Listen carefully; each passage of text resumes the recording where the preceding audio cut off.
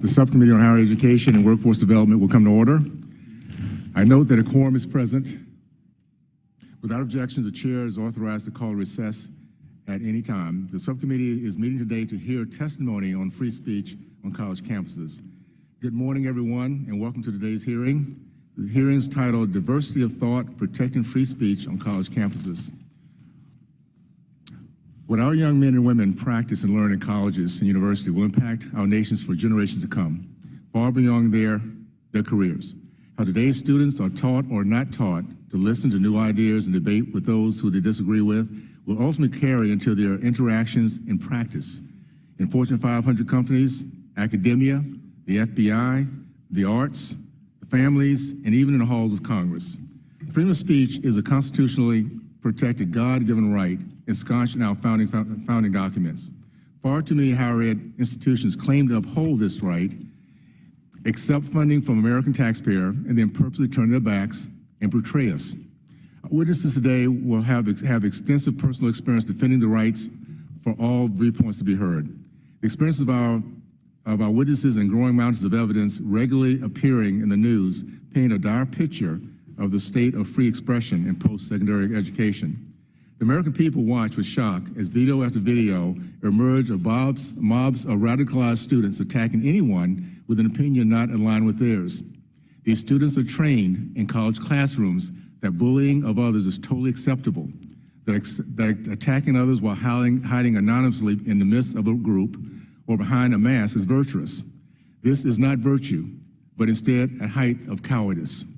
These cowardly attacks extend to their fellow colleagues who feel they also have the right to express and debate their earnest beliefs, to faculty attempting to voice their own ideas beyond the confines of critical race theory, and most recently and shockingly, the heckling of a federal appellate judge who was invited to speak at a law school. Those who do not conform to the mob's thoughts and words are quickly taught, you are not welcome here.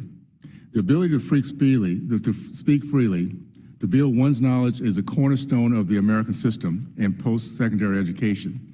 And when our universities do nothing to safeguard free speech from classroom radicalized students, our future as a nation is at stake. I will leave the many appalling details of recent attacks on speech to our witnesses, but I would like to make one point. Movements to threaten speech have occurred before. If those with certain views are allowed to shut down competing views, the battle to sustain freedom upon which our country is founded, free speech, free thought, and free expression will be lost.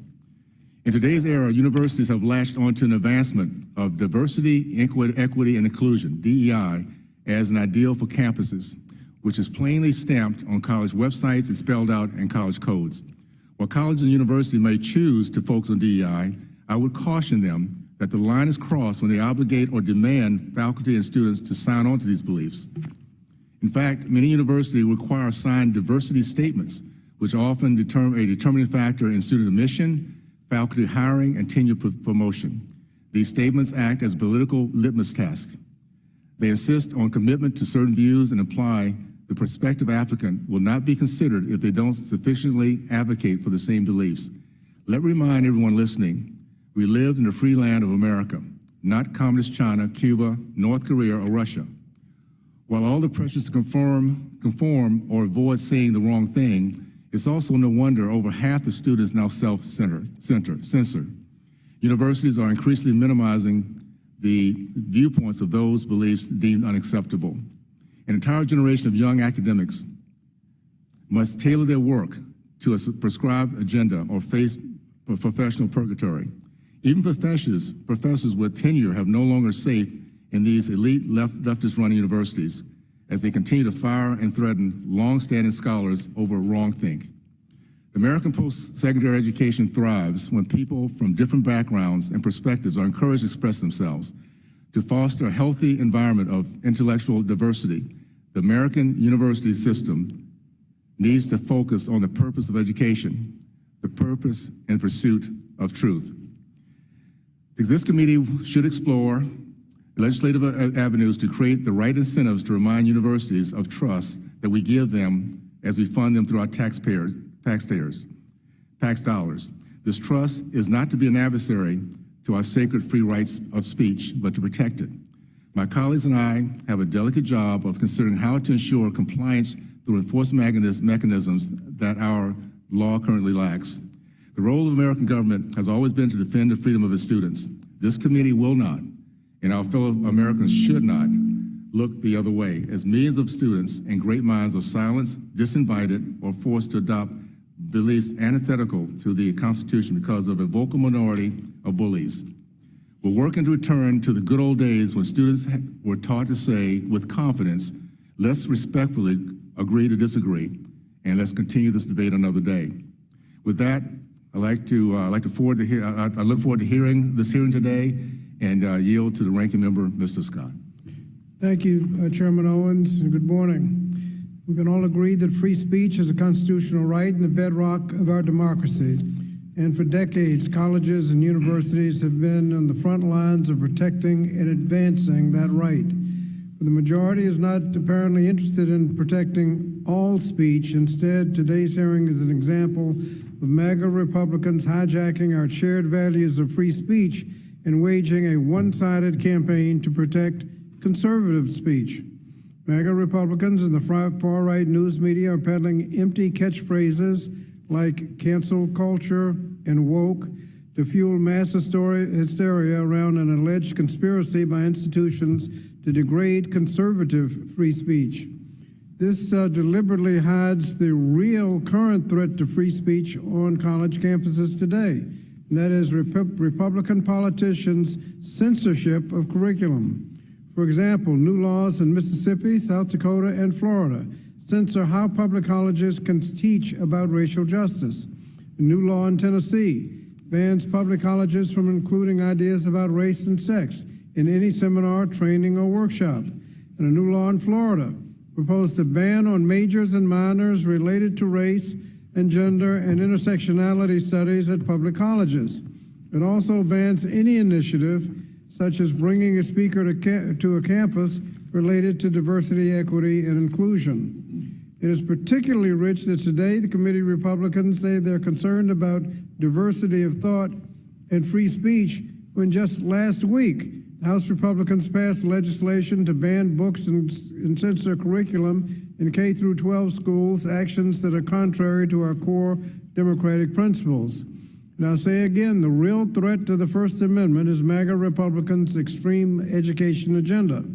Regrettably, as Republican leaders in red states increasingly censor free speech and learning, incidents of harassment towards marginalized student groups have also increased. In 2019, the Anti-Defamation League recorded 630 incidents of white supremacist activities on college campuses.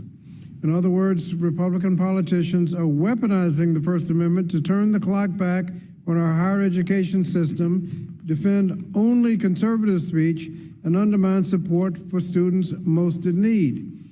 And when marginalized students, those who are reasonably fearful about their safety and security, when these marginalized students petition their college administrators for help, they're often met with inaction. The First Amendment is not an excuse for inaction. Our schools have duties under Title VI of the Civil Rights Act of 1964, which prohibits discrimination on the basis of race, color, or national origin in, quote, any program or activity receiving federal financial assistance.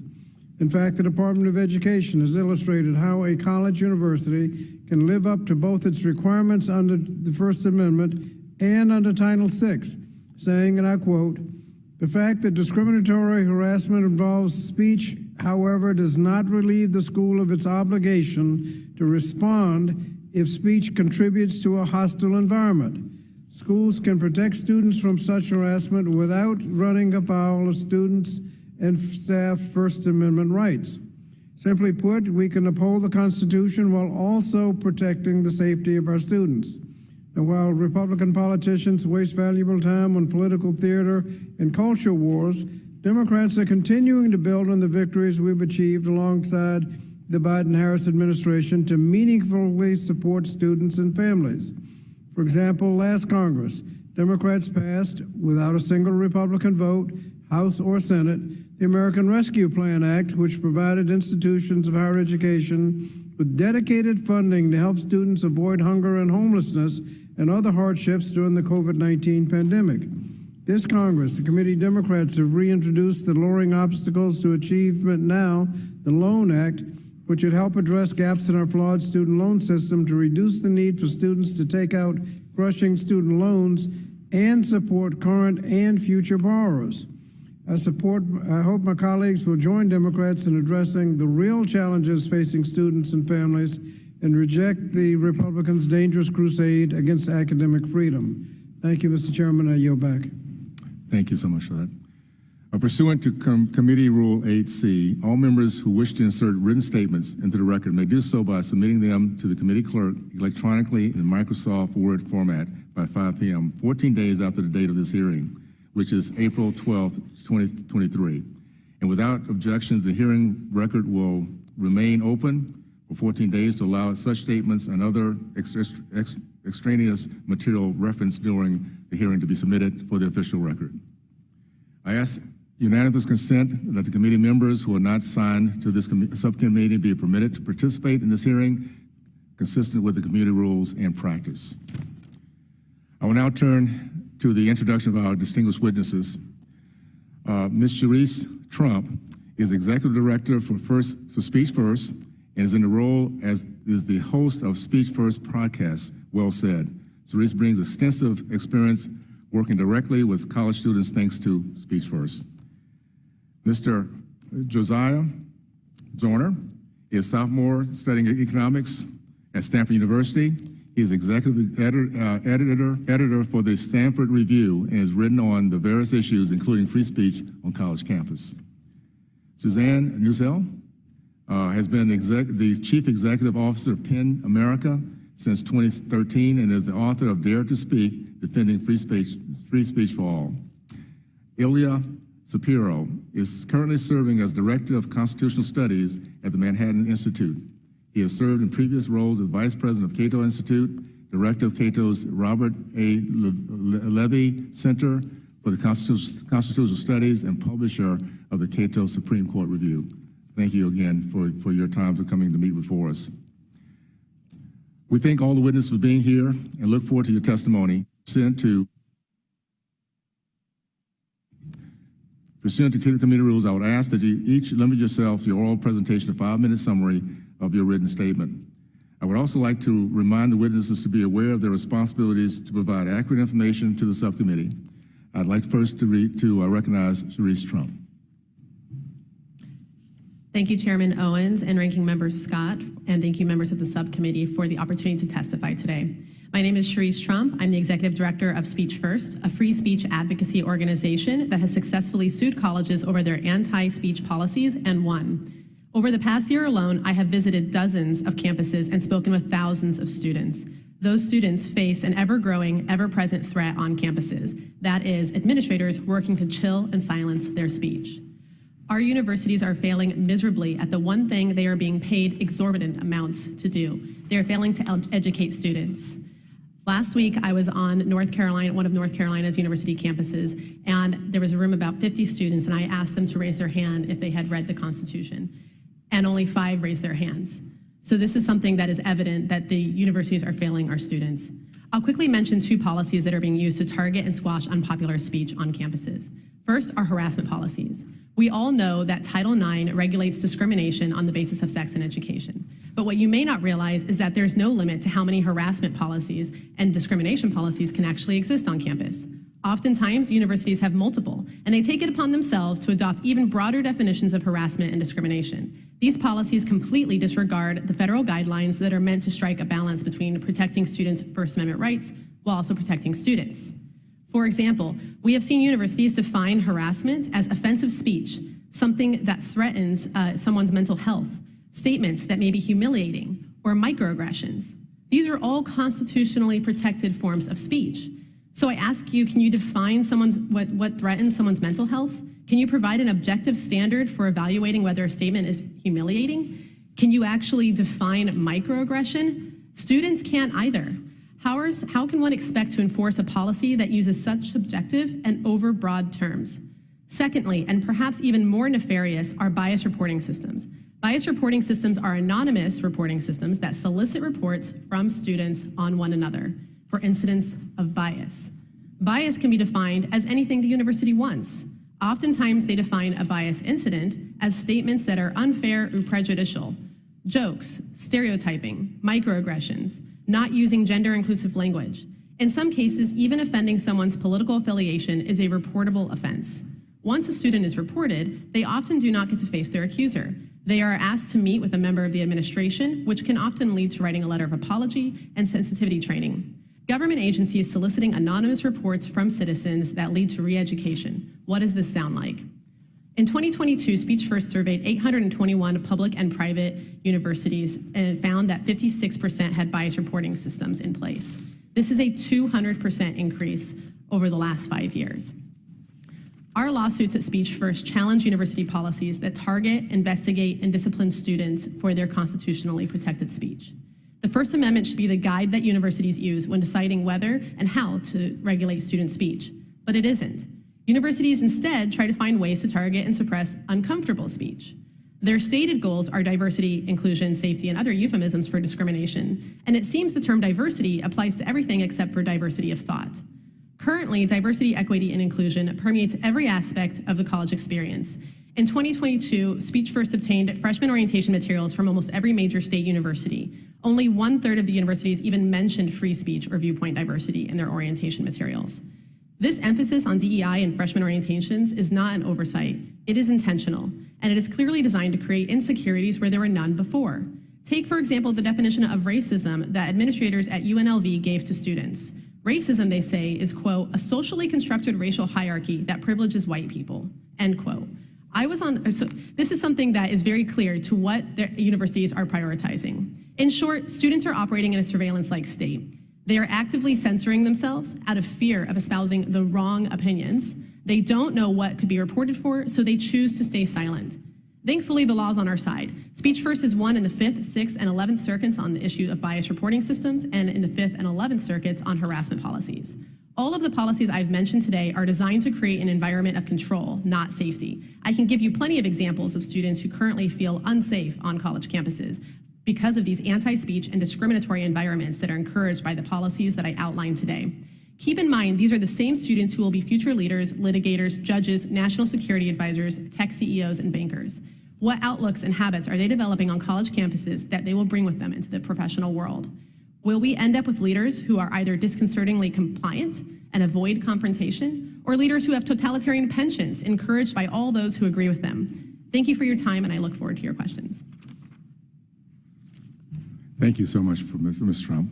I'd like to next recognize Josiah Joner. Chairman Owens, Ranking Member Scott, and members of the subcommittee, thank you for inviting me here today to share my perspective as a college student on free speech in our universities. My name is Josiah Joner. I'm a sophomore at Stanford University, and I'm an editor at the Stanford Review. There are countless examples from college campuses across the country where students and administrators have suppressed free speech on campuses. Recently, protesters and a high-ranking administrator at Stanford Law School prevented Judge Kyle Duncan from speaking. I covered this incident with my colleagues in the Stanford Review. These are the institutions currently educating the next generation of world leaders, and without a basic respect for free speech on college campuses, the integrity of both these institutions and these future leaders will slowly degrade. Unfortunately, these incidents that suppress free speech have become an all too common occurrence on college campuses. On Thursday, March 9th, Judge Kyle Duncan of the Fifth Circuit Court of Appeals was invited to speak at Stanford Law School by the Stanford Federalist Society. Days before the event, however, protesting students asked the Federalist Society to cancel the event or move it to an online format because of their concerns with Judge Duncan's previous statements and actions. These students posted flyers that condemned Judge Duncan and called out the individual members of the Federalist Society's board, saying that they should be ashamed. Then, on the day of Judge Duncan's Stanford speech, close to 100 students protested Judge Duncan, proceeding to enter the event and shout at him during his remarks. The student protesters heckled Judge Duncan profusely, preventing the judge from speaking in what was one of the latest examples of the heckler's veto used to suppress free speech on our campus. They held obscene signs and shouted obscene remarks, and Judge Duncan was not able to deliver his lecture. While the protests were led by dozens of students, at the center of the incident was a university administrator, Stanford Law School's Associate Dean for Diversity, Equity, and Inclusion. Frustrated with the disruptive students, Judge Duncan asked for an administrator to hopefully restore normalcy to the room and allow him to speak. After his request for an administrator, Dean Tyrion Steinbeck stepped up to the podium and pulled out her prepared remarks. And in a 6-minute speech, Dean Steinbeck spoke freely, without students heckling her speech. Dean Steinbeck began by condemning Judge Duncan's harmful viewpoints, calling him out for his stances that she disagrees with. In her speech, the dean affirmed her supposed commitment to free speech, but she then continued to contradict her own words. Looking out to the crowd of protesters, those who were holding obscene signs and heckling the judge, Dean Steinbeck said, "I look out and I don't ask what is going on here. I look out and I say, I'm glad this is going on here." Dean Steinbeck condoned and encouraged the protest that silenced Judge Duncan, and her speech was met with applause from the protesters at the end. Federal marshals had to step in and escort Judge Duncan from the event, and he was effectively prevented from exercising his freedom of speech under both the First Amendment and Stanford's own policies. The incident at Stanford Law School is a very concerning example of students destroying a speaker's right to share their beliefs on campus. However, most concerning from this incident was the active role of a university administrator in violating Judge Duncan's free speech. The incident demonstrates a concerning trend in colleges: the hiring of administrators who are not committed to the principles of free speech or even the university's own policies regarding free speech. Many of these university administrators, like Dean Steinbeck, a diversity, equity, and inclusion administrator, have taken a role in universities that places a greater emphasis on restricting what is and what is not acceptable, rather than promoting diversity of thought and free speech, which spurs a functioning society and rigorous intellectual debate. It is because of incidents like this and administrators like Dean Steinbeck that students, both conservative and liberal, at Stanford and college campuses around the country are too scared to speak up in the classroom and share their viewpoints. It has instilled angst into each student for fear of sharing their opinions. Anything they say might also be viciously condemned by these same university administrators. The best option is to merely stay silent and keep one's opinions to themselves. While these administrators claim to create a more open and inclusive environment, they are in fact contributing to just the opposite: a culture which signals conformity and destroys academic debate because of fear of sharing one's opinions. Debate has been expelled from the classroom and forced to die altogether or take refuge in a few remaining groups that still offer forums for open and free discussion. We at the Stanford Review are one of those few groups on campus still dedicated to the principle of free speech and rigorous intellectual debate. We are concerned over the precedent that this sets for Stanford and other colleges across the country. This environment has exiled free expression and debate outside of the classroom, the very spot where it is most needed and essential.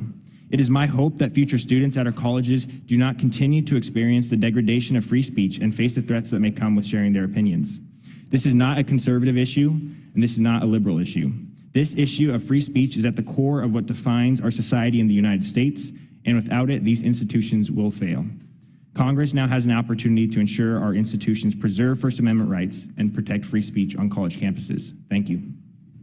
Thank you so much for that. I'd like to now recognize Suzanne Newsell. Chairman Owens, Ranking Member Scott, and distinguished members of the subcommittee, thank you for the opportunity to testify today. I'm the daughter of immigrants, a mother of a college freshman and high school sophomore, an attorney by training, and a proud American who served in 2 presidential administrations. PEN America, which I've led for a decade, stands at the intersection of literature and human rights to protect free expression worldwide.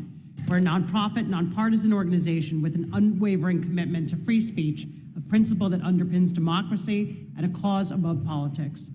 We at PEN America worked on issues related to campus speech since 2016. University campus is the incubator of democratic citizenship and the breeding ground for leaders in every sector of society.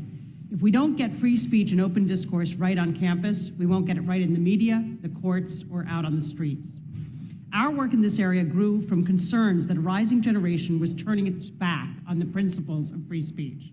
We learned of lecturers canceled or shouted down, faculty targeted by threats and harassments for things they said, and receiving tepid support, and sometimes none at all, from their institutions. Students often lack awareness of the First Amendment or the precepts of academic freedom, sometimes believing that the best answer to noxious ideas is to drown them out or to call on university authorities to shut them down. At PEN America, we argue that the essential drive to render American campuses more diverse, equitable, and inclusive need not and must not come at the expense of robust, uncompromising protections for free speech and academic freedom. I've written a book, Dare to Speak, Defending Free Speech for All, which centers on 20 principles for how we can live together in our diverse, digitized, and divided society without curbing free speech. A central insight of our work in this area is the idea that an open campus must uphold the ability of all students to participate freely and fully. If some students, by virtue of their background, gender, race, nationality, religion, or political views, feel hindered from speaking up in class or voicing their opinions, the marketplace of ideas suffers. Sometimes calls to curtail or punish speech are born out of a frustration that campuses or society at large have not done enough to address the lingering vestiges of racial, gender, and other forms of exclusion. While such efforts to suppress speech are misguided, I believe they cannot be effectively addressed without looking at what motivates them. Since 2021, alongside these challenges, we've confronted a new threat to open discourse on campus. We have documented proposed and enacted state legislation curtailing what can be taught and studied in college and university classrooms. There are 7 laws across 7 states that we classify as educational gag orders affecting higher education. We define educational gag orders as laws that explicitly limit what can be taught and studied on campus. As of March 16th, there were an additional 24 higher education bills pending in 15 states across the country. The wording of these gag orders is deliberately vague. It casts a willful chill on a wide swath of speech as faculty and administrators struggle to understand where the lines are drawn. Collectively, these bills are illiberal in their attempt to legislate that certain ideas and concepts are out of bounds. They're intended not to keep speech open, but to put universities on notice that they're being watched and will face the consequences if their decisions fall afoul of politics. Indeed, in pushing back against orthodoxies, the proponents of these measures have embraced and even surpassed the very tactics they claim to decry, putting the weight not only of social pressure, but of government power behind efforts to repress certain viewpoints. This year, we're also seeing a spate of alarming new tactics being introduced to curtail open discourse on campus. These include the takeover of the public New College of Florida by a group of out-of-state trustees, and the advancement of HB 999 in Florida, which would abolish certain courses of study. Those who believe in the First Amendment understand that its essence lies in restricting the power of government to meddle in the realm of ideas, not in inserting the heavy hand of the state to dictate what can and cannot be taught. Escaping this escalating tit-for-tat battle of assaults on free speech on U.S. campuses will demand leadership. University presidents need to insist and ensure that all viewpoints, left and right alike, get a fair hearing on campus. They need to speak up and resist intrusive legislation that micromanages curriculum and undercuts academic freedom. Efforts to foster diversity, equity, and inclusion on campus should span the gamut of individual differences: racial, socioeconomic, religious, ethnic, ideological, gender-based, political, and more. We also need to introduce the norms and ideals of free speech to all students and teach them how to uphold it, whether in the lecture hall or while mounting a protest. The intensifying battle for control over free expression and education should worry us all. The greatest casualty of this battle may be neither progressive nor conservative ideas, but the principle of free speech itself. Thank you for the opportunity to testify, and I welcome your questions. Thank you also. I'd like to last but least to recognize Ilya Shapiro. Thanks, Chairman Owens and distinguished members. I actually agreed with about 90% of what Suzanne just said. But thanks for this chance to share my thoughts about the state of campus free speech. I've long been a First Amendment advocate, but more recently had a lived experience in this area. Just over a year ago, I had my most direct and acute exposure to a higher ed culture that's hostile to civil discourse. Indeed, shut up was the response in more obscene terms that I got from students at UC Hastings when I tried to speak there just over a year ago about my last book, Supreme Disorder. They prevented the event from taking place, chanting and banging as if it was Occupy Wall Street. Applying a bad faith lens to a poorly phrased tweet, activists adjudged me a racist misogynist and my expertise illegitimate. I was suspended from my new position at Georgetown, pending an investigation into whether I violated university policies on harassment and discrimination. Now, those who shut down my event wanted to hear neither my reasoning about the president's Supreme Court criteria, nor my broader analysis of the confirmation battle to come. The protesters also castigated their own law school for even allowing me to speak. Never mind that Hastings would be violating the First Amendment if it disapproved speakers based on the content of their speech. You'd think that law students should have a greater appreciation for open engagement with provocative ideas than undergrads. After all, lawyers face much harder situations than bad tweets. But my experience was no isolated incident, not even for March 22. The following week, a similar thing happened at Yale, at a panel bringing together lawyers from the left and the right that agreed on little other than the importance of free speech. Dean Heather Gerken basically buried her head in the sand. Then it happened again at Michigan, when students obstructed a debate on Texas's heartbeat bill. The only thing these events had in common was that speakers presented ideas that some didn't like. The trend of canceling speakers instead of challenging them represents the loss of grace in our culture more broadly, the desire to ascribe malign motives to one's political enemies, to think of them as evil, not merely wrong. As American society is secularized, politics has replaced religion to fill our spiritual needs. And in that context, it's easy to see one's political opponents as heretics. And then, of course, their sacrilege isn't worth hearing.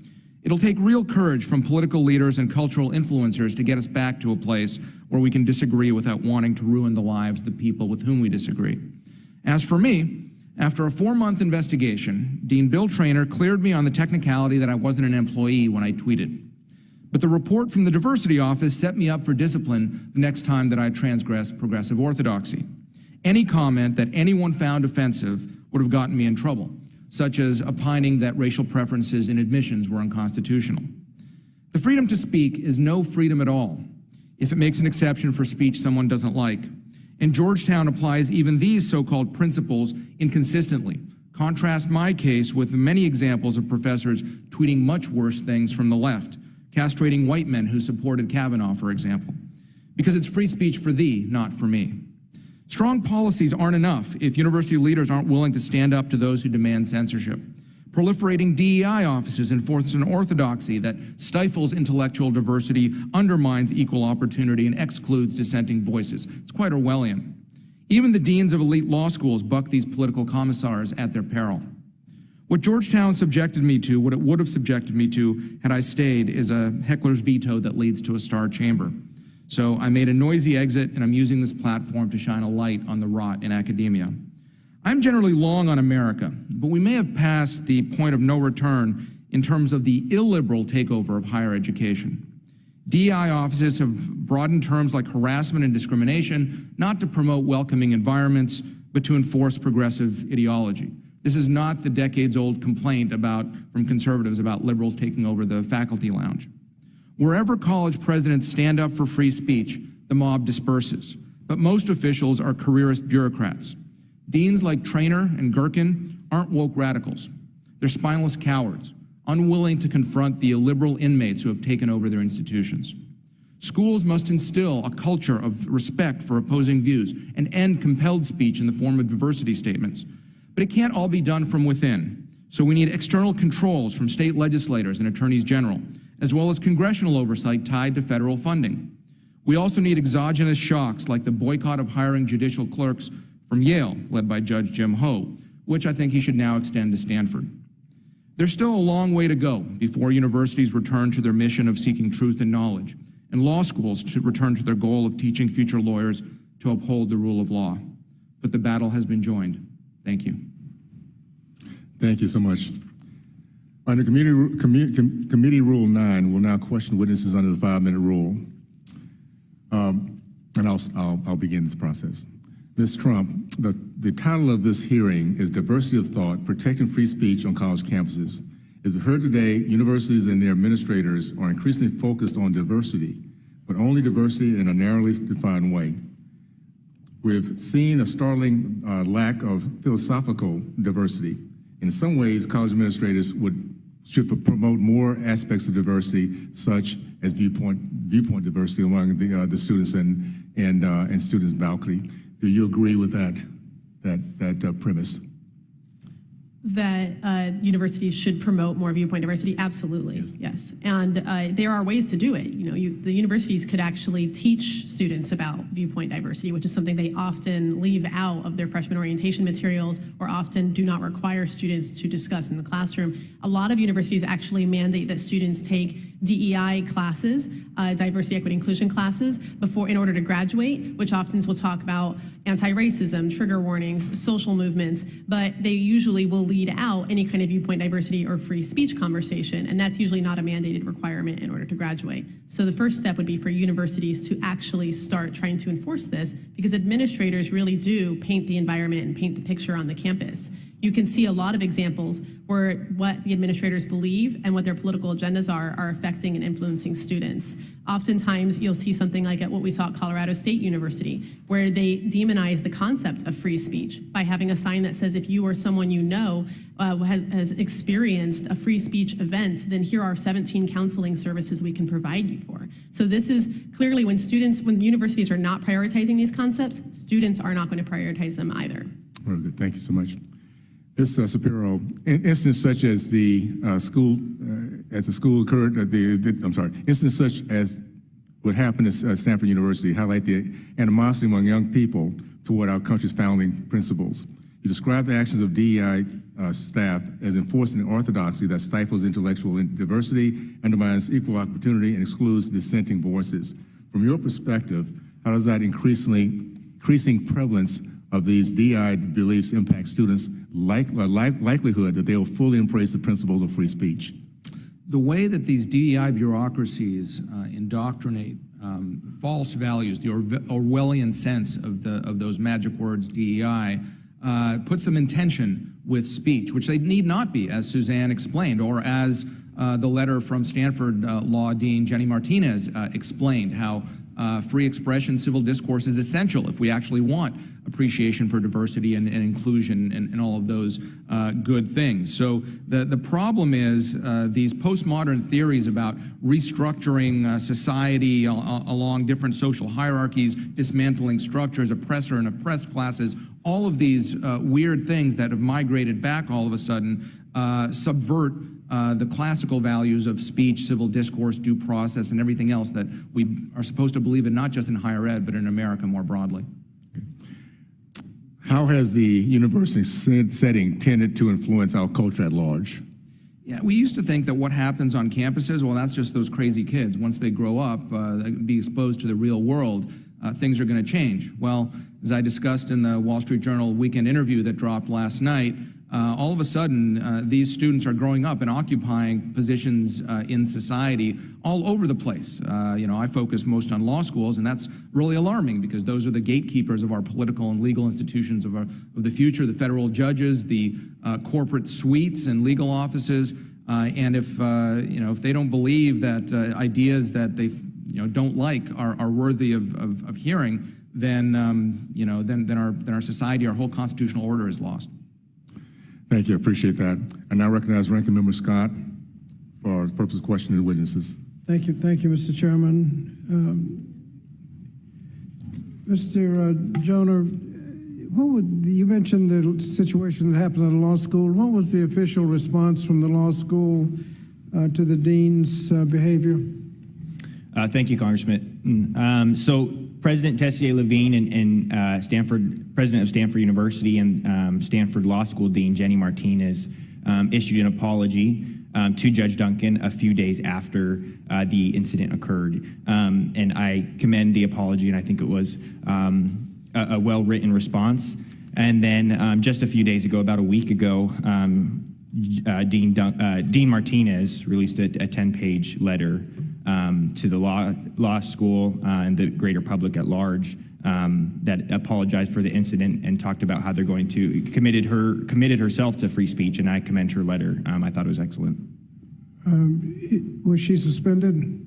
Yes, the dean is currently on leave. So that was the official response from the university.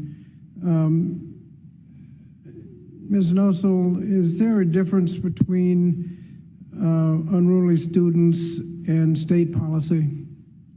Thank you, Congressman. Yes, there is, and that's what there is a major difference, and that's what concerns me so much. We can agree on this panel on many of the same concerns about lack of grounding among students and principles of the First Amendment and freedom of speech, the need to educate them, the need to reinforce the idea that diversity, equity, inclusion need not and must not be at odds with robust protections for free speech. But the minute you insert the heavy hand of the state, that you resort to statist solutions, enacting legislation into the realm of the university, a realm that I think we all agree should be the zone of scholarship, of free inquiry, where we want faculty, people were talking about the importance of tenure, that faculty be protected from reprisals. So to enact legislation that cordons off certain concepts, that says this may not be taught, if you venture into this, you may get into trouble, you may face discipline. That, to me, as an American, honestly, is very dangerous. That is the kind of tactic that we see in repressive countries around the world, where there is no buffer zone between the hand of the state and what happens on a university campus. In our system, we have faculty, we have university leadership that creates that zone of protection for the free flow of ideas. We're not under the thumb of government at American universities. And so, look, I think we agree to a large degree on the diagnosis of the problem, and the question really becomes, what is the solution? Is the solution, here in the United States of America, with our First Amendment, where we stay the hand of government when it comes to the realm of ideas, are we really going to break with that and endorse legislation to try to adjudicate what can and can't be said on campus? I think that's a very dangerous route to go down, and we've already talked about better solutions, including training and the reinforcement of policies that can uphold the value of free speech on campus without departing from the First Amendment. Now, do these laws that have passed limiting what can be taught and that kind of thing, does that have a partisan tinge to it? Sorry, just repeat Does it that. have a partisan tinge to it? It does, and that's a serious concern. A principle is not a principle if it's not applied to all equally. And so to pick out and cherry pick certain ideas, certain course materials, certain theories, and say these are out of bounds, that's the core of what the First Amendment protects against. Viewpoint-based discrimination, the notion that the government would be listing out particular topics, subjects of discussion, aspects of a curriculum, and saying that these are out of bounds. You may, some here in this room may endorse what's on those lists today, but what's going to be on those lists tomorrow? And does that have a partisan tinge to it, Republican or Democrat? It's Republican legislatures across the country that have enacted these laws and tabled these proposals. I'm not aware of any proposals emanating from Democratic legislatures. Thank you. And is it possible for unchecked freedom of speech to create an hostile environment in violation of Title VI? Can unchecked freedom of speech create a hostile environment? No. What creates a hostile environment is discriminatory harassment. That can be the origin of a hostile environment. It typically requires action, not just speech. Thank you. Thank you. I'd like to now recognize the Congresswoman from Indiana. Thank you, Mr. Chairman. Thank you to the witnesses for being here today. I'm a mom of a college freshman with 2 teenagers getting ready to prepare for college. I'm certainly glad that this committee is considering this important topic, free speech on college campuses, where students should have the opportunity to think out loud, voice opinions. That's very important. Indiana has nearly 60 colleges and universities across the state, including Indiana University in my district. So I'm certainly very interested in this conversation. One thing I've heard from some students, they are fearing speaking out about their true opinions in the papers that they write for professors and in the things that they say in class. One conservative student who attends a university in Indiana, not IU, a school in Indiana, commented that he wasn't about to expose himself as a conservative to his professors because for fear that his grades would suffer and that would somehow impact his future. So that's something I'm really concerned about.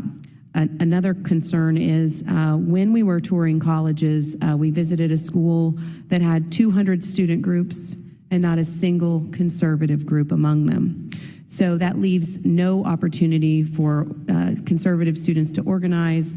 Some of the issue may be that there is not a professor willing to sponsor a conservative group on campus. So we hosted a series of roundtables earlier this month. We discussed this faculty sponsor requirement for students to form new groups on campus. I would hate to think that there are these barriers for students to convene and organize. Do you think, Ms. Trump, is this an issue that would rise to the level of discrimination of these student groups if they're unable to organize for lack of a sponsor? So on some of the stuff that you said earlier with regards to the fear that students are feeling, being able to express their political viewpoints, that's why these clubs, these conservative clubs, are actually so vital and important to students when they do want to speak out about some of their viewpoints and ideas. I think it's really important to recognize that the fear is pretty widespread on campuses. Faculty members have told me that they intentionally do not include open discussion in their classrooms anymore because they're afraid they might have to step in and make a comment. Students have told me, on the same vein of what you mentioned earlier, a Texas student told me that he doesn't wear cowboy boots to class because that's associated with conservatives, and he knows that if his professor found out he was a conservative, he fears that he would have retaliation via his grades. So there is a serious concern, and I can keep going on various examples. But to answer your question more directly about whether this is viewpoint discrimination, the policies that are in place on campuses that are creating these environments are in the vein of viewpoint discrimination.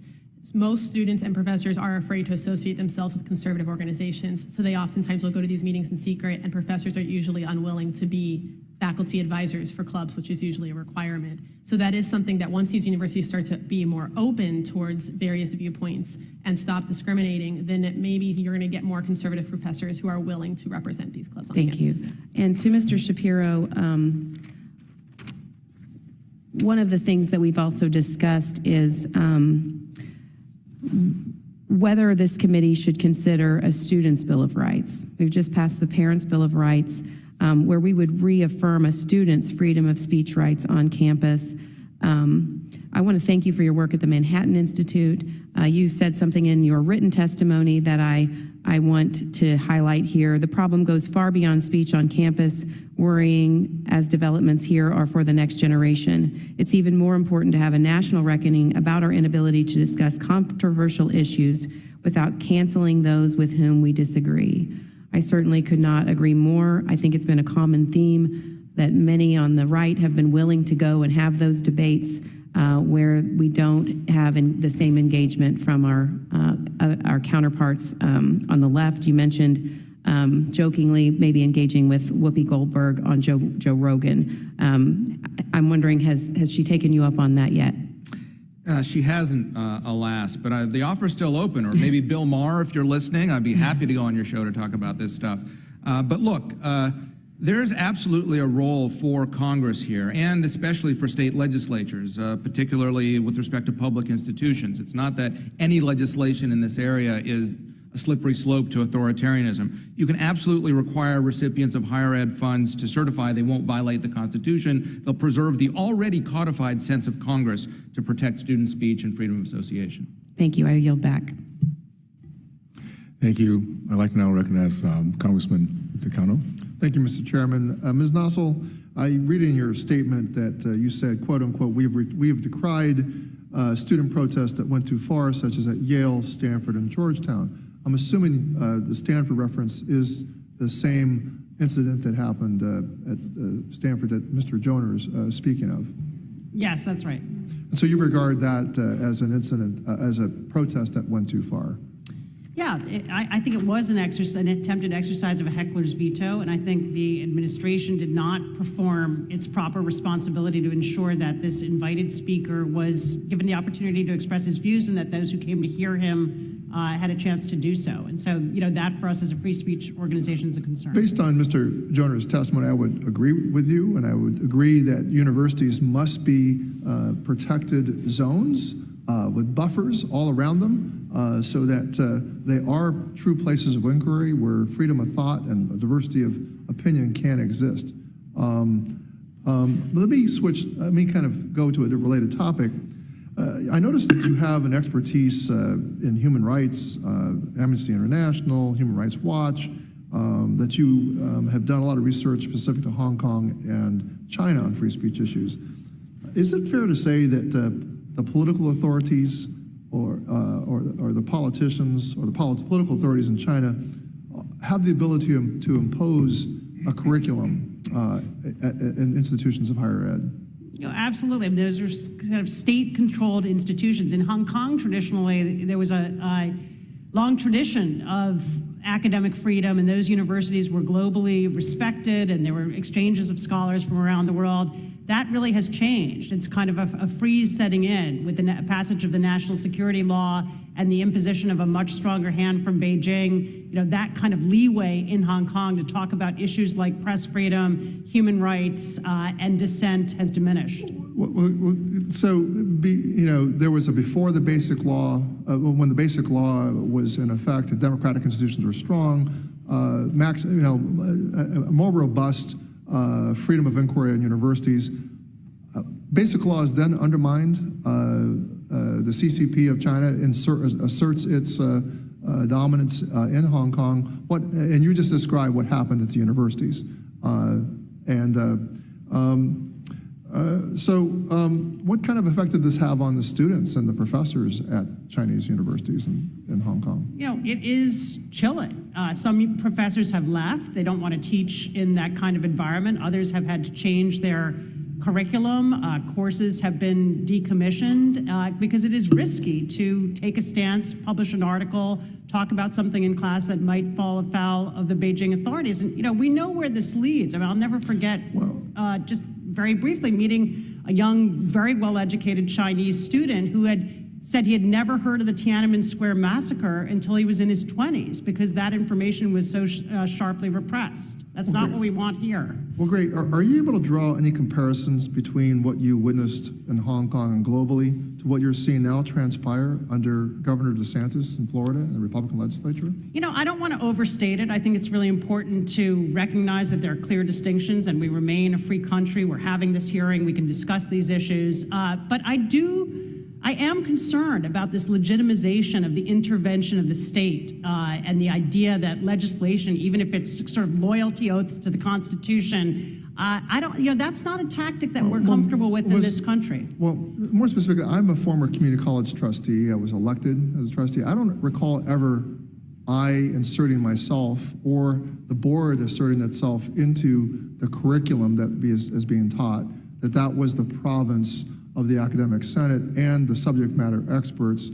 Is that kind of a fair description of how things work in higher education?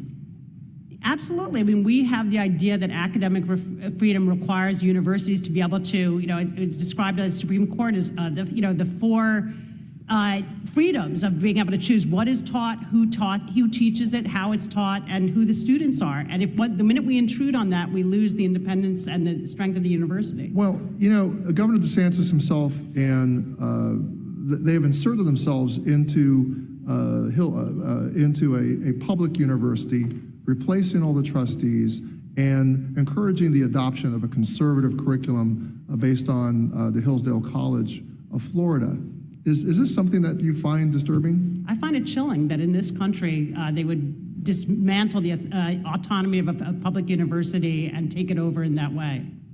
Thank you, and I yield back. Thank you. I'd like to now recognize the chairwoman of the full committee, Ms. Fox. Thank you, Mr. Chairman, and I thank our witnesses for being here today. Mr. Shapiro, one of the most important lessons I learned as a college president was the importance of institutional neutrality. Institutions should maintain a welcoming environment for all speech. What happens to our students and faculty when colleges selectively pick and choose speech to support? Is your mic on? Yeah. And pull your mic up to you if you don't mind. I appreciate that question, Chairwoman Fox. It's an important one because when universities or any unit of a university takes a position on a controversy, that chills speech of students or faculty who might disagree on that position. That's why the gold standard for this sort of thing, the University of Chicago's Calvin report, recommends, and for Chicago adopted, not taking any sorts of institutional positions. So when something arises, they don't have to decide, oh, are we going to weigh in on this, or we're being pressured by both sides, how should we massage it? They can just say, we're not in the business, we're in the business of education, we're not in the business of political punditry. And so, as a follow-up, how does this harm the role universities should play in society when they pick and choose? Yeah, it transforms a university into an advocacy group on political controversy, not about its own interests, rather than distracting it from its mission of seeking truth, educating students, creating knowledge. Well, thank you very much, and thank you very much for the work that you're doing every day. I really appreciate it. Mrs. Trump, the legal advocacy work at Speech First shows how necessary it still is to combat violations of free speech. I believe it's important to hold institutions accountable, but this committee has thought long and hard on how to appropriately balance federal policy.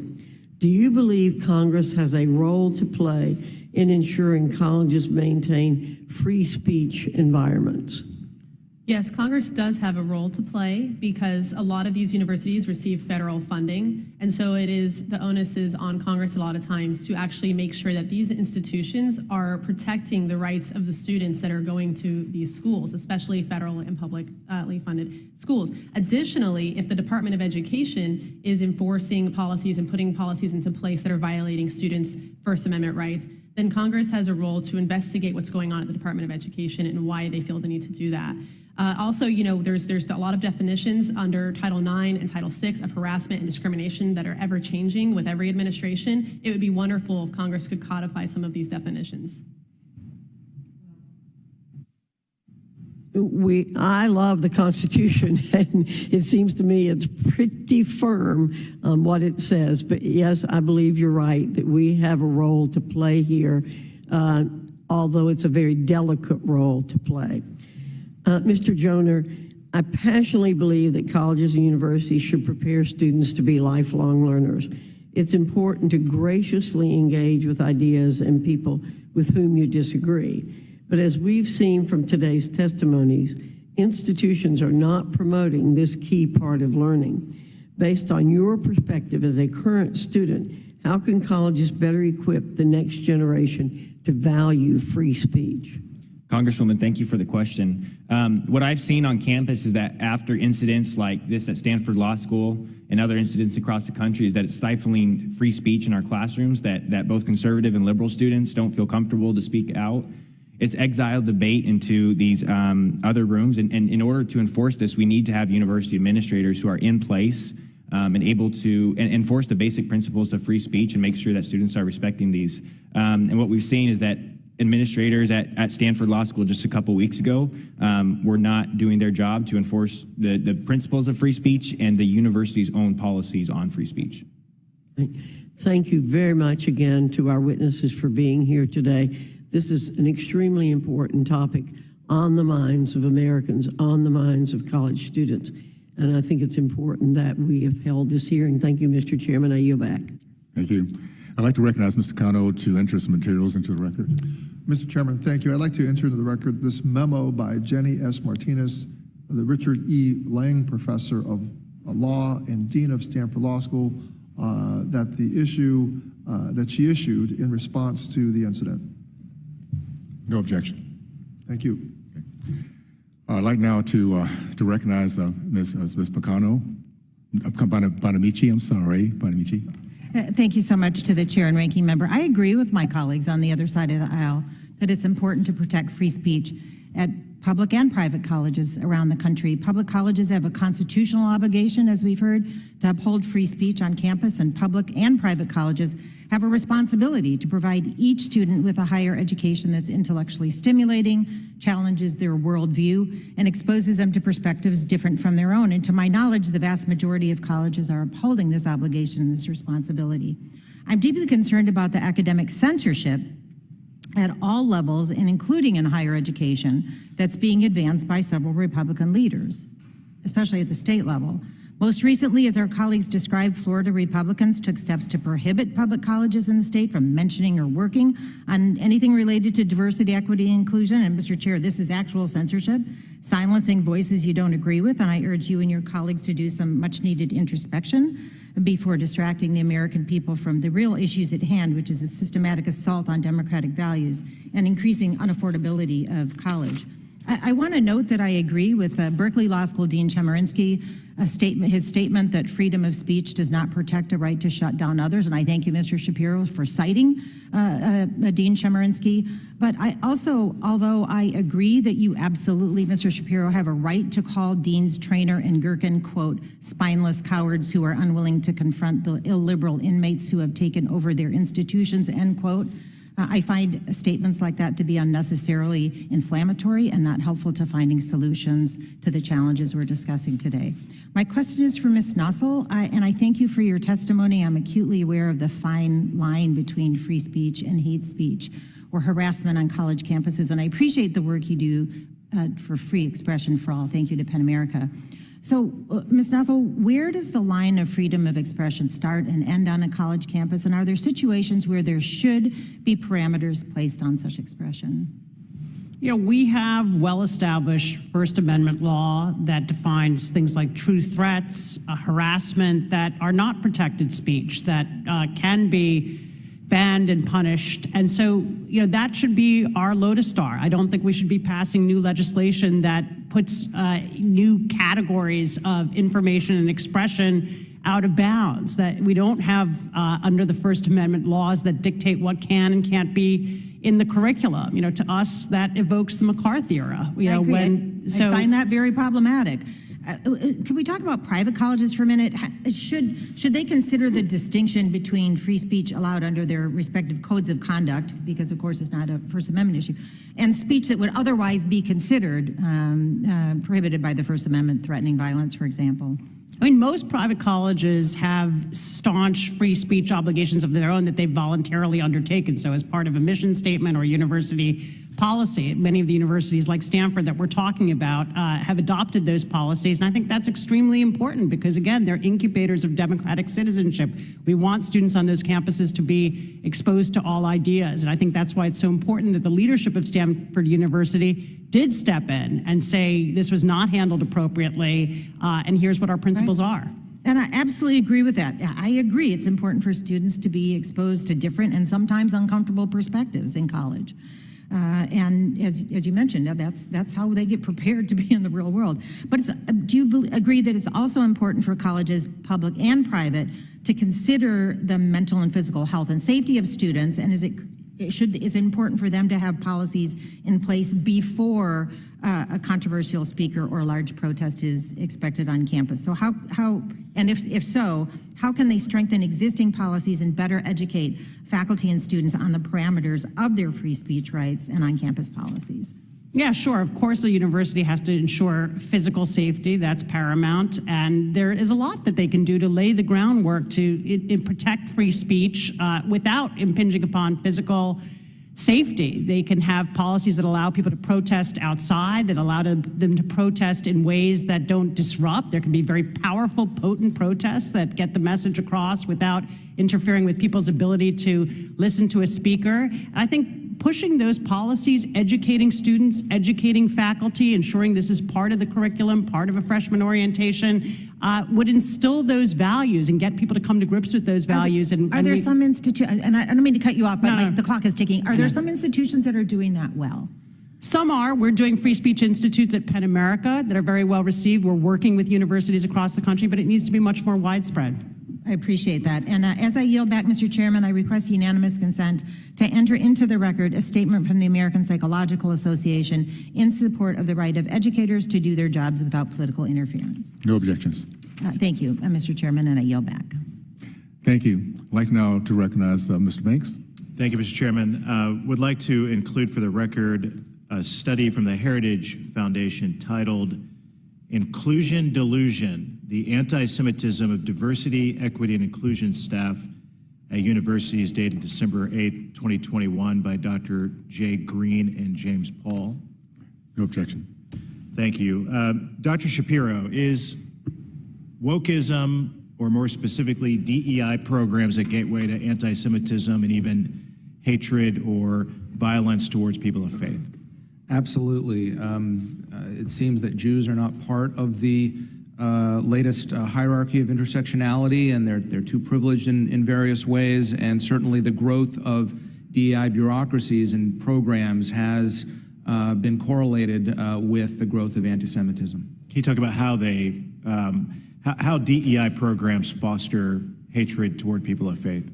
Well, they foster illiberal attitudes of all kinds. And again, this is not, as Suzanne said, the words diversity, equity, inclusion, nobody could disagree with their facial meaning. Intellectual diversity, people wanting to feel welcome, treated fairly, equitably, that's great. But the way that they've been perverted, you ask about religious groups, there are plenty rife examples of religious groups that are not treated the same as secular groups of various kinds.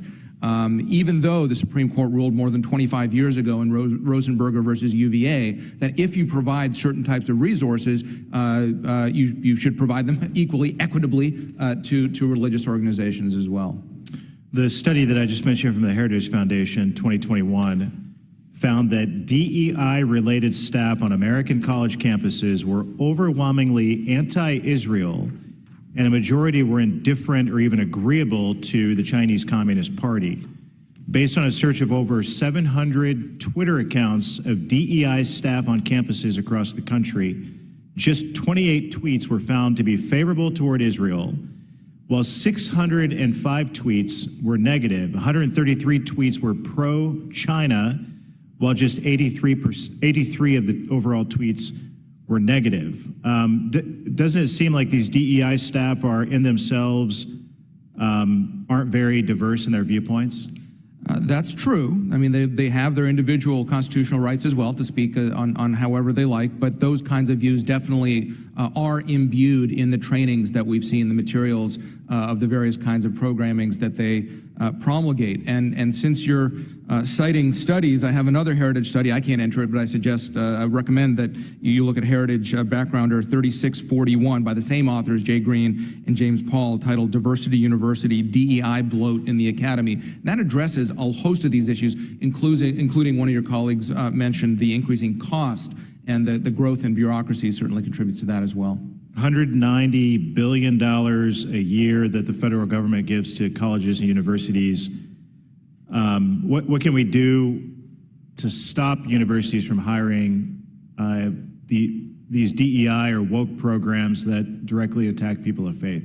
Well, I think the federal government spends too much money on almost everything, and this is certainly an area where cutbacks are, I think, appropriate, but at least attach heavier strings, constitutionally based, values-based of classical liberalism that we're all supposed to agree on in the broad polity.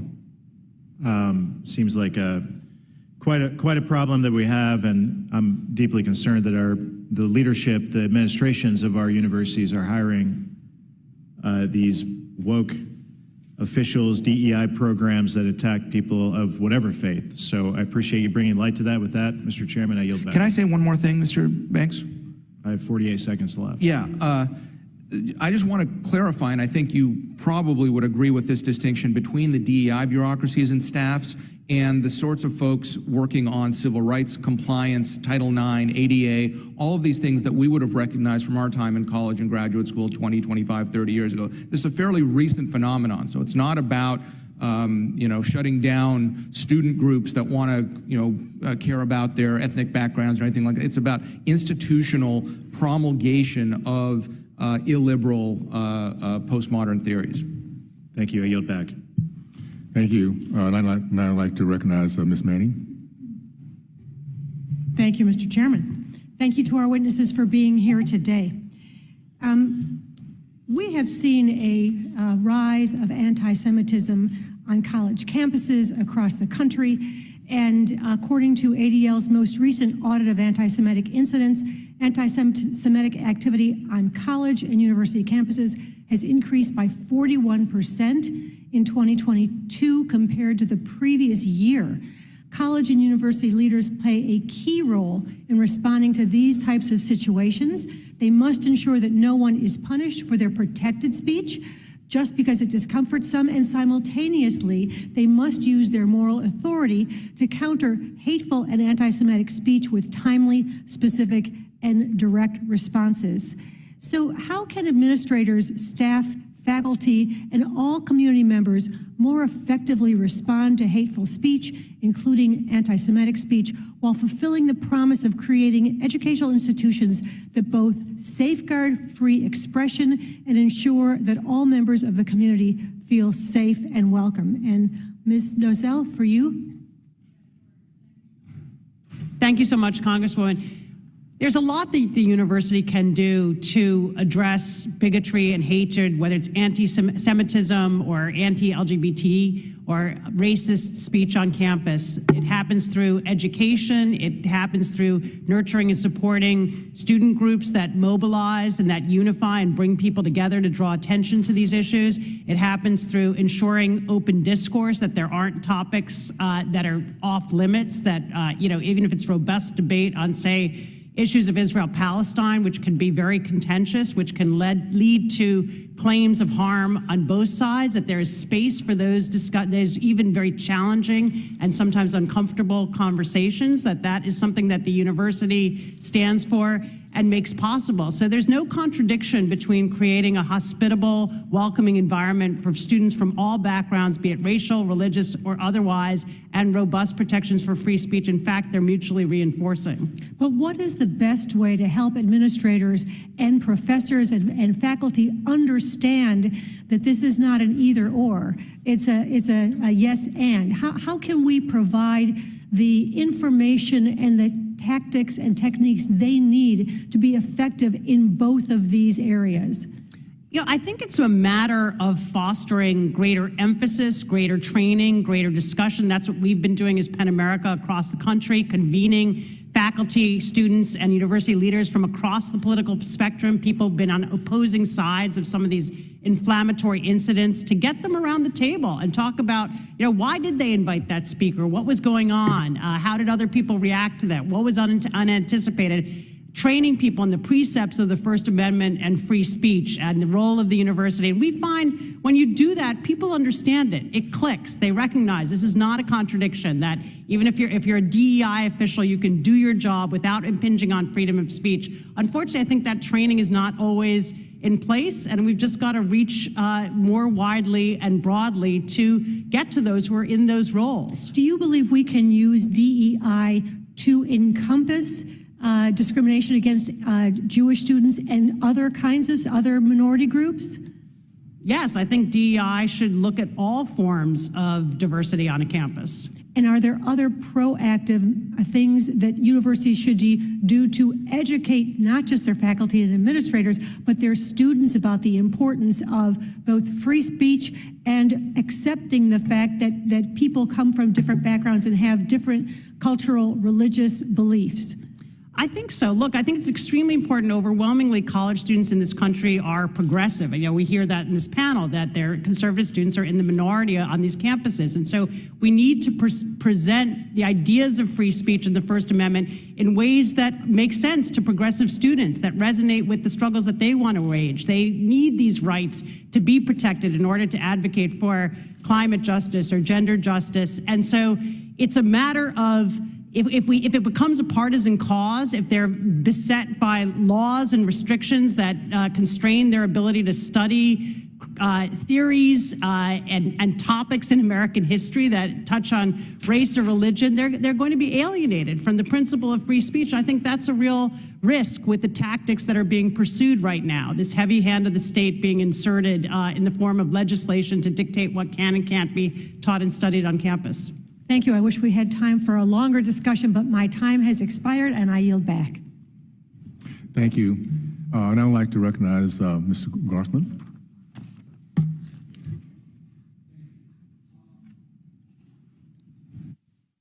Oh, there, okay. Okay, thank you. Mr. Joyner, I'm glad you're here today. I do think personally that we need a little more diversity on campuses. I'd like to ask you what you know about Stanford's DEI program. You hear, at least in universities in Wisconsin, great concerns about the lack of diversity among faculty, whether you measure that by religious background or religious belief, whether you measure it by political belief.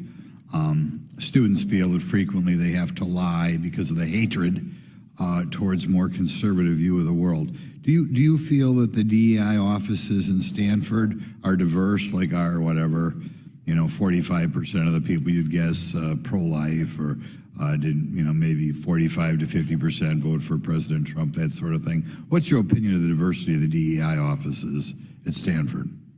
What I've seen at Stanford is that the DEI office is very one-sided. There is not much neutrality, and what we've seen in incidents like the I don't personally interact much with these DEI officials, and I don't know many students who do, despite Stanford having one of the highest rate of DEI officials per capita. What we do see from the DEI officials are these videos, like this, a 6-minute speech from the dean at Stanford Law School a couple weeks ago, the harmful language initiative released from Stanford, that really tends to censor free speech. And so these DEI officials are not really promoting this diversity of thought. They're actually squashing it in the classroom and the university. I'm familiar with the Stanford video. It seems there was a lot of hate going on at Stanford that day. Do you feel there's a lot of hate disseminated by the DEI bureaucracy? I'm not sure that I would say there's a lot of hate disseminated by the bureaucracy, but what we've seen, like just that video from a few weeks ago at Stanford Law School, is that these university administrators who are supposed to be the ones enforcing these principles, which are in the university's policies, are not doing just that. And they're condemning, in this case, Judge Kyle Duncan's right to speak, condemning his actions, and they're not taking the place of a neutral university administrator and not doing their jobs. Okay. Mr. Shapiro, could you comment in general on the cost of these DEI programs, and do they add anything to the academic atmosphere that you get in universities? Well, the cost of tuition in university budgets has certainly exploded in the last 5, 10, 15 years, concomitant with the growth of initially bureaucracies more broadly and non-teaching staff. I think about 2010, non-teaching staff started to exceed the number of teaching full-time instructors at most institutions. And of late, most of that bureaucratic growth has been in the DEI sector. I don't have a number off the top of my head or an average. Wait a minute. Did you just say that in the universities today, we have among white-collar jobs more people who are non-teaching positions than teaching positions? In some places, there are more non-teaching staff than students, indeed. You could have somebody wrote a cute op-ed saying maybe each student at Yale should get their own personal butler. Well, that's shocking. But perhaps no wonder there's so many kids in debt out there, huh? Could you elaborate a little bit more on, are they making progress, the DEI, in hiring more conservative professors, or making the professors more like America in general? Are they making any progress there? Or are they really going the opposite direction, kind of the opposite of diversity? We want to stamp out diversity. Faculty hiring is generally separate from DEI, although the DEI offices do impose diversity statements, loyalty oaths to progressive orthodoxy that have proliferated. Upwards of a quarter of faculty, I think, these days nationwide can't be hired if they don't pass that ideological litmus test. But similarly, on the other side of whether they're succeeding on their own terms, there have been campus surveys. Very good report by Scott Yenner about Texas A&M specifically. Jonathan Haidt, the social psychologist, has done good work on this. As the DEI offices have grown, students' comfort and sense of belonging at school has decreased, and that's especially among members of racial minorities. So even on their own terms, DEI offices are failing spectacularly. Do you think because the Congress, the state legislatures contribute so much money to academia, that we have to step in, as we have in the private sector, and shouldn't have, quite frankly, but we have to step in and force more diversity, like, say like 40% of the English professors should be conservative, religious in thought, or that sort of thing? Mr. Chairman, I see the red light on. May I answer? Well, again, I'm hesitant to recommend state legislatures, let alone Congress, get involved in minutia of faculty hiring or impose some sort of quotas or preferences, affirmative action based on ideology. So I wouldn't recommend that. But I would, as I said, recommend strings attached to federal funding to make sure that everyone's treated equally, nobody's discriminated against, free speech rights are observed, and there's not this huge chilling effect where faculty and student alike feel like they have to walk on eggshells lest they be investigated by these diversity inquisitors. Thank you. Thank you. Chairwoman from Oregon, please. You're recognized. Well, thank you. Thank you for being here. I appreciate it. Ms. Trump, it seems there's biased administrators are empowered by their school's ability to define harassment past what Title IX provides, resulting in weaponized and fluid definitions of serious terms. Would it be responsible for Congress to provide schools with clarity on what is and what is not harassment? Yes, currently there is something called the Davis Standard in place on Title IX, and this is something that through our lawsuits we've also had universities implement in their other harassment and anti-discrimination policies. This Davis Standard has a very high bar for what kind of speech can be considered harassing conduct. And because of that, it balances, it's the best example we've seen to date that balances First Amendment rights and protections with protecting students through these policies. And that Davis Standard says that in order for speech to be considered harassing conduct, it has to be so severe, pervasive, and objectively offensive that to the point where students don't have equal access to education. And that is the best example we've seen, and it would be great if Congress was interested in codifying something like that. Well, that kind of answers my next question, so I'll go ahead and leave that at that. Ms. Nozzle, I think it's important to remember that my Democratic colleagues also value the First Amendment. As the Democrat witness, who is fully invested in protecting free speech on college campuses, in which specific areas should Democrats and Republicans on this committee work together to address this specific issue? I think shining a spotlight on those shared concerns, reinforcing those shared concerns, and the basic precepts of the First Amendment. I think the kinds of legislation that we've seen, Mr. Shapiro just said he'd be hesitant to see legislation trying to dictate who could and can't be hired on college campus. And I wonder why that same concern is not raised in relation to what can and can't be taught on a college campus, or whether a college campus can have something called a DEI office that may deal with things like veterans affairs and disability rights issues, along with other topics. So I think reinforcing that basic precept of the First Amendment that says, this is not the realm of legislation, that academic freedom on campus needs to be protected, that we need a buffer zone so that it's not direct intervention and political dictates saying what can and cannot be taught. I think that's a place where I would hope we can come together. Thank you. With that, Mr. Chairman, I yield back. Thank you. I'd like now recognize Mr. Thompson. Chairman, thank you so much. Chairman, Ranking Member, thank you for this important hearing. Very timely, obviously. We see this in the news almost every day, and so I appreciate it. My first question is for Mr. Joyner. Mr. Joyner, across the country, we've seen student groups on the campus, particularly religious and conservative groups, face challenges with recognition and hosting events. When you discriminate against any group for whatever reason, that's discrimination, right? And it's how can we make sure all student groups are treated equally when expressing their views? Congressman, thank you for the question. I'll point to two examples that I've witnessed on campus besides the incident at the law school.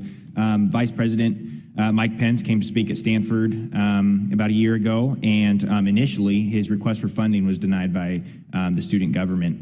And Matt Walsh recently came to campus a few weeks ago, and his flyers and posters were burned down around campus. And so we see this often, and it's a common occurrence. What we need individuals on campuses and students like myself to respect this principle of free speech, but then we do need university administrators who are there to enforce these principles. And what we've seen just a few weeks ago throughout the country is that these universities are hiring administrators who are not committed to this principle of free speech, which is embedded in their policies already.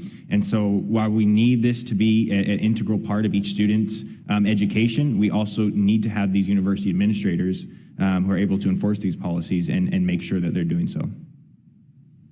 Well, absolutely. I mean, I think that so much of what we're seeing is based on the administrators, the supervisors, the folks who are hired, who are not doing their due diligence and showing in a responsible way a commitment to freedom of speech, right? Our universities are supposed to be laboratories of ideas, ideals, and it shouldn't be, that scale shouldn't be, their thumb shouldn't be on the scale one way or the other, but clearly when what we see is across most universities today, I don't want to paint with a complete broad brush, but we see, the individuals who are responsible for that free speech, and quite frankly, the faculty, their biases come through. And my belief is the universities are there to teach you how to think in terms of applying critical analysis, right? They're not there to teach you what to think outside the scope of perhaps the specific details of a particular profession that someone may be preparing for, the technical details of that. Mrs. Trump, you talk about the rise in biased reporting systems on college campuses. Well, can I expect these types of 1984-esque environments occurring on campus in, say, communist China? It's hard to imagine that on American college campuses, we are encouraging adults, and that's who these folks are. They're young people, some of them just becoming adults, and quite frankly, with what we used to call atypical students, they're clearly in their adult years, to report on their peers for something as little as hurting someone's feelings. Do you believe that bias reporting systems, Mr. Trump, create an environment of which pressure students into specific ideologies and even a surveillance state? And how does this type of environment impact the long-term mental health of students when they enter the real world? Yes, students are absolutely walking on eggshells on college campuses. Most of the students that I speak to are quietly telling me what their political opinions are, and oftentimes will refuse to even talk to me about their political ideas on campus or on the phone while they're on campus out of fear that someone will overhear their conversation and a target will be painted on their back. Because there is these reporting systems, as you mentioned, the bias reporting systems, where the universities have put mechanisms in place and constantly send emails and encourage students to report on each other and on faculty members. We've seen examples that range from the ridiculous ones, where someone reported Saudi Arabia that was written on a whiteboard, and there was no evidence of who wrote the word Saudi Arabia or why, but they reported because they thought, oh, my initial instinct, my immediate reaction to seeing something that might potentially be offensive is to report it to an administrator rather than to actually ask a question about it. So we've seen plenty of examples like this, and it goes, you really start to ask the question, what's gonna happen when they graduate? Because they will take these mindsets with them into the professional world, like we've already seen with cancel culture. So, these are gonna be tech CEOs, these are gonna be people who are gonna run organizations and run businesses, and they're gonna take these ideas of shutting down other ideas that they don't agree with into the professional world. Well, thank you so much, Chairman. Thank you once again for this hearing, and I yield back. Thank you so much. I'd like to now recognize Mr. Good. Thank you, Chairman Owens. Again, thank you to our witnesses for being here today. This challenge of the suppression of the free exchange of ideas on campuses, the toleration, that's an interesting word, for freedom of speech on campuses is a relatively new phenomena. It's about maybe 30 years old. And it does seem to come almost exclusively from the left and the suppression of free speech on the right or the more conservative side. And it's ironic because it used to be that it was the left, it was the liberals, as they used to call themselves, who were the ones who had a terribly strong, in a positive way, commitment to free speech, free expression of ideas. You know, the old saying of, you know, I may disagree with what you have to say, but I will fight to the death for your right to say it. That's sadly long gone on our college campuses. Mr. Joner, a study from the Foundation for Individual Rights and Expression found that over 60% of students on college campuses think that shouting down a speaker is an acceptable tactic to stop a campus speech, and 20% in the study said they considered it acceptable for people to use violence to stop certain speech.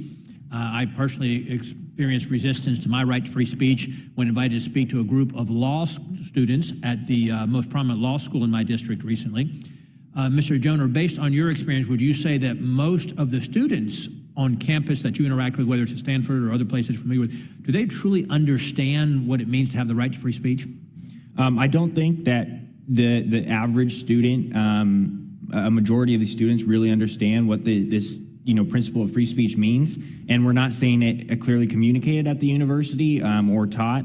In Stanford's freshman orientation, which is a week before for all freshmen, you have 2,000 students, week-long of seminars. There's no discussion on free speech. I cannot recall anything I learned in there. So we're not seeing that, but we're seeing discussion on many of these other topics like diversity, equity, inclusion.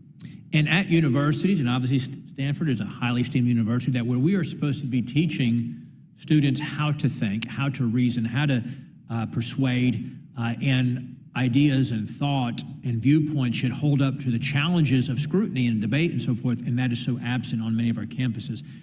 How would you think we could address this? How do you think this can be addressed, free speech or the lack thereof on college campuses? Yeah, well, first off, it's these incidents that we've seen across the country that are destroying this debate in the classroom, because students are too scared to speak up, and they know that if they say something, the university administration is going to come after them. And so what we need are these university officials to truly uphold these principles, and in the future demonstrate that we're not going to be in the cyclical cycle of this fallout, this incident where a speaker shouted down and then they apologize, and then months later or years later, the same thing's going to happen again.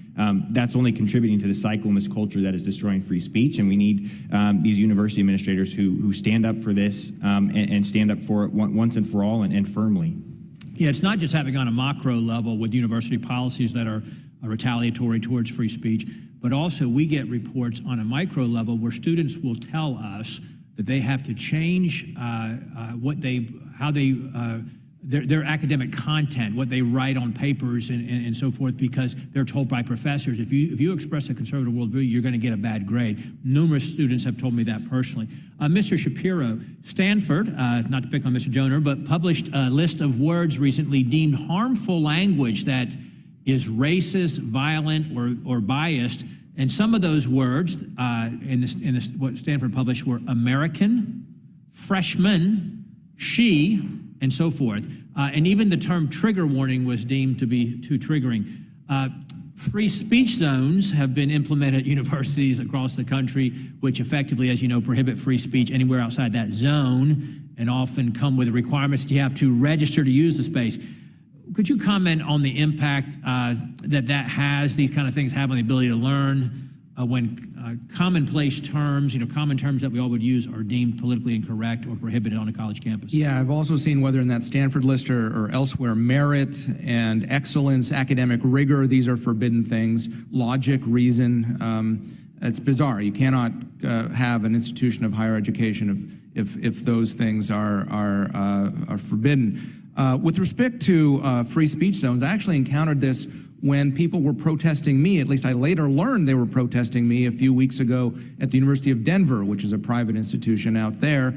And the dean, I think they just didn't want to make national headlines like Stanford has made, and that's a good goal for them to do. But they went overboard by shunting anybody who wanted to protest into these zones where I didn't even see them, and not allowing signs that weren't disruptive at all. So look, I believe strongly in the right to protest, but there's a difference between protest and disruption, time, place, and manner regulations, so you don't violate the fire code, all of these things like this. I think maximal speech is great, whether I agree with it or anybody else. Yeah, we're sorry that you were victimized for expressing your viewpoint, and it's interesting, on a college campus, you're unqualified to be on a college campus if you were to define a woman, but you are qualified apparently to go to the Supreme Court if you can't define what a woman is. And my event in Denver was on the importance of free speech on college campuses. Amazing. Thank you, Mr. Chairman. I yield back. Thank you, Mr. Wahlberg. Thanks. Thank you, Mr. Chairman, and thank you for allowing me to wave on to this very important committee and very important discussion today. On-campus organizations exist to help students find community and support in a very new and demanding chapter of their lives. Countless studies have shown that religious organizations especially improve feelings of belonging, cultural awareness, and academic success. Yet we often see universities restricting these beneficial groups from organizing, with examples from 37 states involving 93 colleges and universities, and these are just the ones that were actually reported. In 2020, the Trump administration put in place, something needs to protect that button there, protections for on-campus religious organizations. But last month, the Biden Department of Education announced proceedings to rescind those protections. That's why this week I reintroduced H.R. 1816, the Equal Campus Access Act. The legislation would revoke funding for any institution of higher education that denies religious student organizations recognition, funding, or any other rights that secular groups have. I ask for nothing more than just the sameness for all the organizations. I ask for unanimous consent to include a support letter from 34 organizations for the record. No objection. We should strive to reaffirm diverse theological beliefs and solidify religious freedom rather than encouraging discrimination. Mr. Joner, across the country, we've seen student groups on campus, particularly religious and conservative groups, face challenges with recognition and hosting events. How can we make sure all student groups are treated equally when expressing their views? Mr. Wahlberg, thank you so much for the question. I'm also the president of an evangelical Christian group on campus, and so I appreciate your concerns there.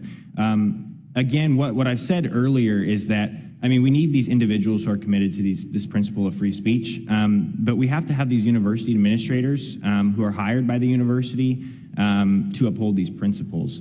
What we've seen is that those who are being hired, like Dean Tyrion Steinbach at Stanford, we're never really committed to those principles. And if those are the people that the university is hiring, then it's a very concerning trend. And putting Dean Steinbach on leave is a good start. But are there other administrators who are not committed to the principle of free speech? Are there other administrators that they're going to hire in the future who are not committed to this principle of free speech? And so we need these universities to ensure that those who are enforcing this are going to uphold free speech neutrally for all students. And what we've seen is that's currently not the case. And a negative thumb is not on the scale for anyone in any organization. Mr. Shapiro, in your testimony, you mentioned using federal dollars as leverage when it comes to shutting down bureaucracies that completely contradict institutional policies and our nation's values. How far should Congress be willing to go?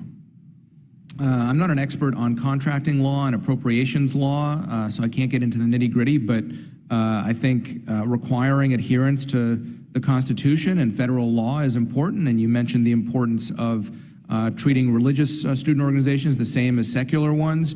I would have thought that you don't even need a regulation for that. I'm frankly appalled that this regulation is being rescinded. But as I mentioned to your colleague, Mr. Banks, a little while ago, there's a 1995 Supreme Court case called Rosenberger versus UVA, which was precisely about a religious newspaper at University of Virginia that was being denied funds that were otherwise being provided to other publications. So I don't think that you even need this regulation or, frankly, further legislation to make the point. You can just say, as long as you're complying with existing Supreme Court precedent and the sense of Congress about not even religious freedom, but equal treatment of different student organizations, I think those kinds of strings aren't, you don't even approach any sort of line about going too far. Okay.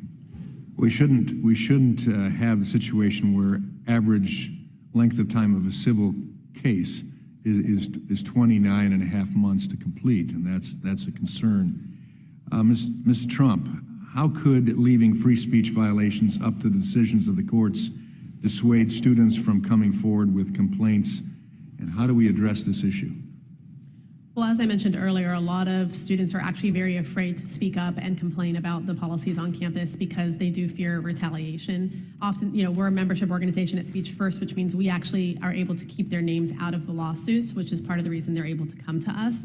And I think you're right in pointing out the fact that for a student to have to try to sue their school in order to have free speech protections on campus is definitely a step too far. We shouldn't have to let it go that far. So it really comes down to what Mr. Joner was saying earlier, in that universities need to do a check and an audit of all their policies and see which ones they are targeting student speech with, and consider maybe rescinding those so that they're not going to be held legally accountable in the court of law. Additionally, they could start hiring folks, as was mentioned earlier, that actually respect the First Amendment and the free speech culture in this country.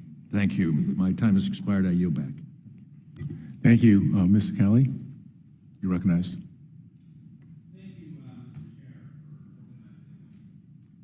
Thank you, Mr. Chair, for organizing today's hearing on protecting freedom of speech at the place where it's most vital, our institutions of higher learning. This really should not be a partisan issue in any way, shape, or form. If there's one thing that shouldn't be a partisan issue, it should be this. We should fight about everything else, exercising our First Amendment rights.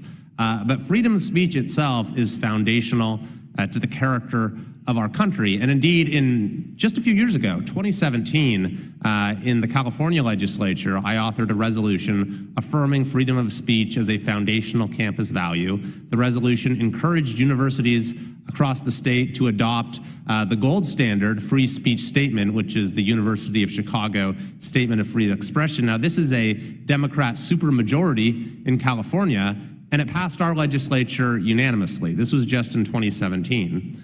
In 2016, President Barack Obama had this to say.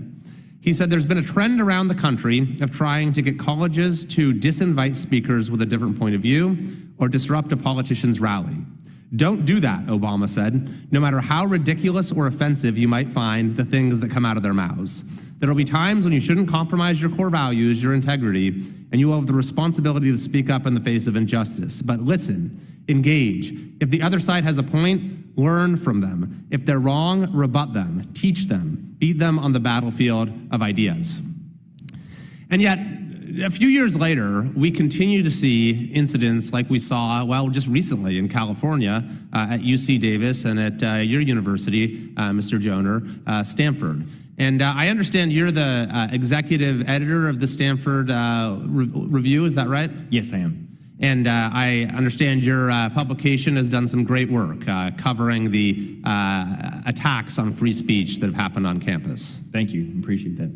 So what I want to ask you is about what the mentality you think is of the students who created these disruptions. Because these are Stanford law students, presumably very bright, and yet we saw them so flagrantly defying the admonition from former President Obama, and not even letting someone of opposing viewpoints speak. They seem to think that stopping the words from being expressed was the proper response to their disagreement. So how do you think it is that some of the brightest students we have in this country don't seem to understand this basic American value? Absolutely. It's quite concerning. So thank you for the question, Congressman. Stanford Law School, I believe, is currently the second-ranked law school in the country. We know that these students will go on to be, the next business leaders, sitting in these very chairs one day, and even at the Supreme Court. I mean, these are the students that Stanford Law is graduating. But these students, and this was over 100 student protesters here, completely disrupted Judge Duncan's speech. And if you watch the video and read the details in my article or other articles, they're holding obscene signs, heckling obscene remarks that I wouldn't even state here in this setting. And so I don't know what has brought these students to take on this worldview that believes they can just shut down someone else's speech because they disagree with them or have said something controversial. And so I've said we need university administrators in place to enforce it, and we absolutely do. But we need them to educate these students on these principles, and we need these students to uphold these principles of free speech themselves. And maybe that starts early on. It should happen in college, but maybe it needs to be something that's done and is not being well done in early education. I think you're exactly right. I think that it starts at the primary, secondary school level. We need to get back to teaching civics in a real way. But one thing I did find encouraging in the dean of your university's response, Jenny Martinez, is she said that they're going to, one step the law school will take will be holding a mandatory half-day session for all students on the topic of freedom of speech and the norms of the legal profession. I think that this is a good idea. Now, it's not going to compensate for the shortcomings we see at our at the secondary and primary level around the country. But I think that the more universities that can do something like this, not necessarily in response to incidents that occur on campus, but just as a matter of your basic training, your basic orientation when you come to school, I think that that'd be something of great value. And Mr. Chair, I think that'd be perhaps something that we could look at as a committee as to how we can encourage that sort of education about the importance of the First Amendment and free speech at our universities. Thank you, and I yield back. Thank you. As we begin to close this out, I want to thank again our witnesses for taking the time to testify before the subcommittee today. Let me just give you a quick observation. First of all, thank you for each and every one of you for being engaged in this particular topic and really showing our country the way that the old American way used to be. We can respectfully agree to disagree. We talk together, and eventually we figure out a way to come to that space where free speech is where we want to get to. So I want to thank you for that. Also, Jones, I just want to say I'm so impressed with someone of your age. I would have never done what you're doing right now at my age, believe me, never. So it gives me hope that we do have remarkable young people that know how to articulate themselves, how to be courageous where you stand, and this is one of the most important things we can do. So I just want to say that as we close this out, and without objections, there will be no further business, and subcommittee now stands adjourned.